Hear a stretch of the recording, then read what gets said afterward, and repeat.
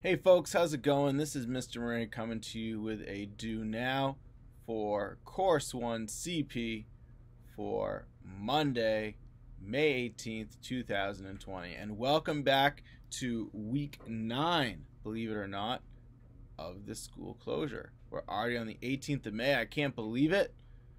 We're getting into the home stretch, and now is a better time than ever to just make sure you're following along with what we're doing, so that you can end the year on a good note and have a good year next year. I know it might not seem like it matters that next year, you're going to need to know this stuff, but believe me, I promise you, if you believe in me, having taught this before, then I know that you will eventually find out that I'm right. Either you'll accept that I'm right or you'll find out that I'm right. So hopefully you can accept that we really need to bolster this stuff, okay? But anyway, here's my problem for you today.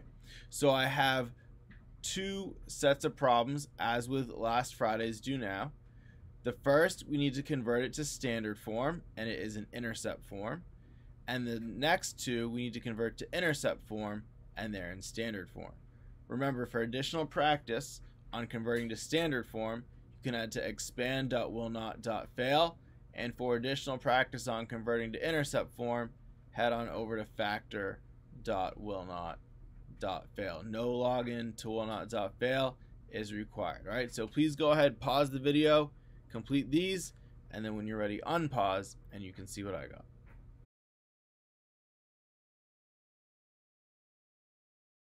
All right. So first we need to convert to standard form, right? And so remember, these are just varied applications of the box. This is the box problem where first I set up my box.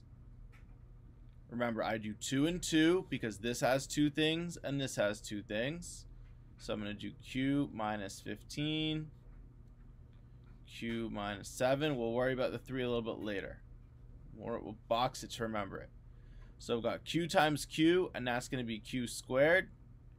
Negative 15 times q is negative 15q. Negative 7 times q is negative 7q. And negative 7 times negative 15, okay, you could do that out. Or I would use a calculator. I like to just do it out. That would be 105. Yep. Okay, it would be positive. And notice how I just did the positives. I didn't worry about the signs because then I remember that a negative times a negative is a positive. So I can just keep it as 105. Now, since a isn't 1, we have to keep our a in there because now I got to worry about that. So I'm going to do q squared. Combine these. Negative 22q plus 105. Okay. Remember, what I'm essentially doing is just using this. If you might remember learning about this associative property, and it says that I can group up and do the first 2 things multiplied out first, and then multiply the final result by negative 3, and it doesn't matter how I group them up. Though I'll always get the same answer. So that's why I like to do the box out first. It doesn't matter whether you do the distribution of the 3 first or at this point, but you can only distribute the 3 one time. So you can't distribute it to the q minus 15 and the q minus, it doesn't work that way. Okay, so some people, right, I'm saying do it like this. I just prefer personally to just not do it that way. That's my personal preference. I'm not saying it's wrong, it's just not my preference. Okay. Boom, boom. So you get negative 3q squared plus 66q minus 315. Okay, make sure that you really are diligent with your distribution. I like that, diligent distribution, because you have 2 things you need to worry about here. One, you need to make sure that a 3, the idea of scaling up by 3, the 3 itself is given to everything. But then you also have to make sure your signs are correct. Don't forget to make your little waves there so you remember to get to everything. But then also be wary of the signs, right? A negative times a positive is a negative. Then we have a negative times a negative is a positive. So just be really careful with your signs. And if you can just take the time to do that out, it will pay dividends in the long run. So if you need to go back and rewind and have me, go through anything again, please feel free to do that. And then in a moment, I'm going to move on to the next set of problems. So here what we need to do is we need to convert to intercept form. And now we're going the other way. So now what I'm thinking is, look, I took two things and I multiplied them using the box, just like I did in the last problem. What I got for my final answer, right, what I would have boxed in red, what I got for my final answer is x squared plus 3x minus 4. What were the two things that I multiplied? It's like a puzzle, right? So first, we remember that the thing with the biggest power is going to go here, and the smallest, just the number, will go here. That's always going to be true. And so now our goal is to make these boxes add up to 3x, but also in such a way that the numbers multiply to -4. And so the ways you can get -4 when you multiply numbers are either to do 1 and 4 or 2 and 2. Forget about the negatives. Let's just focus on the 4 itself. Those are the only ways to make 4.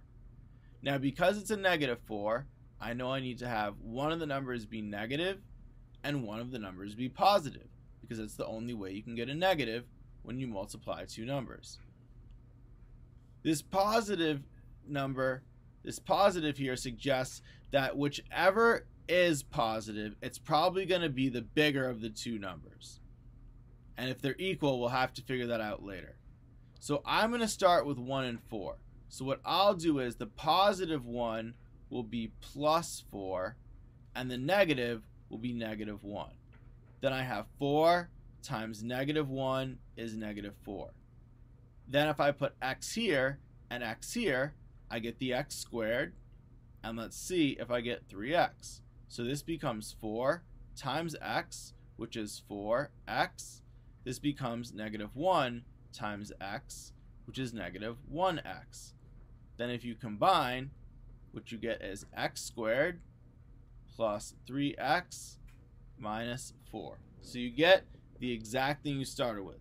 Now, remember, there are tricks that people will teach you to try to use this, but all those tricks will do is confuse you because they don't work in every scenario, and you're going to use them in the wrong scenarios. If you can focus this idea of starting with a box, putting the biggest power in the upper left, putting the number in the bottom right, and then just trying to play with the numbers until you get a combination that works. And as we continue to do this, you're going to build up logic. You're going to build up a sense of figuring out some things based on stuff you already know about numbers. That strategy works no matter what kind of problem you're given. There's no need to use rules, none of that. Okay, it's just I'm going to highly recommend the box strategy a lot for that reason. So now the final answer I'm going to give is x plus 4x minus 1. This is the final answer that you give when you're done. And remember, we call this process, I don't know if I've mentioned this, we've called this process factoring, because you take a number, or in this case a polynomial, and you break it down into two other polynomials that when you multiply them together get you back to here. Just like if I was to take 6 and break it into 3 times 2, right? I multiply the 3 and the 2 and I get back to 6. I multiply the x plus 4 and the x minus 1, I get back to the x squared plus 3x minus 4. Now, one thing that was suggested as a good idea, so remember we're putting our c squared, is to try to find a couple of numbers that multiply to 14 and add to -9. Here's what I will tell you. The idea of multiplying to 14 is always a good idea. The -1 is the adding to this is a little bit more complicated because of what is in front of c squared. So that rule doesn't always work. So first, how could I multiply to 14? Well, I could have 1 and 14 or 2 and 7. And a lot of these problems, you're not going to have that many combinations. And so if you give it a chance and you can just write those out, a lot of times you're going to realize that you're going to get it just by doing a couple just little flip arounds. It's not that bad, I promise you that. So look, I've got a positive 14, so either that's going to be a positive and a positive or a negative and a negative, because it's the only way you can multiply and get a positive, right? Either both numbers had to have been positive or both had to have been negative. But here, I know they're both negative because they had to add to a negative, and only a negative plus a negative gives you a negative. Okay, so now I know these are both negative and they need to multiply to 14. I'm going to try -2 and -7. That looks promising. So -2 times -7 is positive 14. That checks out.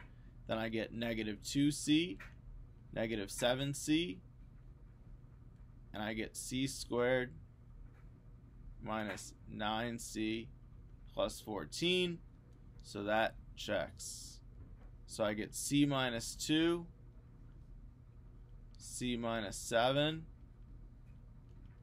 and that is what I would report as my final answer for this problem.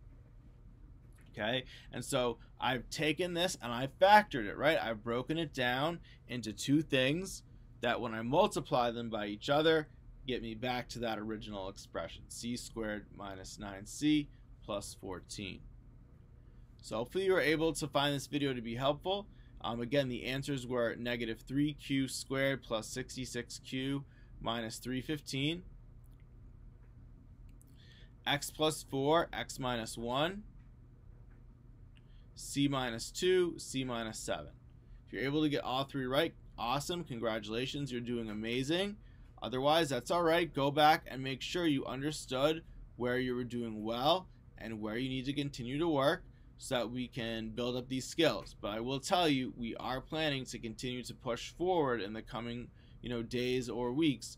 So it's important that we either get a strong sense of how we're going to do this, or make sure to seek me out for extra help on Tuesday mornings at 10 a.m. or Thursdays during our usual hangout. Best of luck. Don't forget to love math. And remember, you can do it. Have a wonderful day, and I'll see you next time.